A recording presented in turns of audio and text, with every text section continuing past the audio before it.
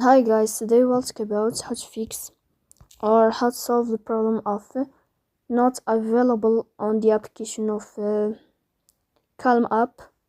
You will go to settings. In this page, you will go to apps, default apps, app settings. In this page, you will search about Calm app and you can click.